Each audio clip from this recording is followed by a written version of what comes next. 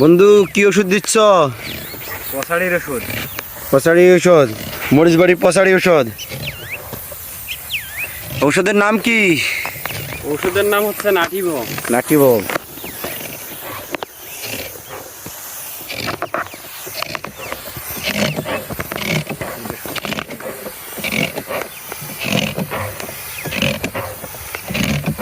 তাহলে এটা ওষুধ পচাড়ি ধরলে সাথে সাথে দিতে হয়।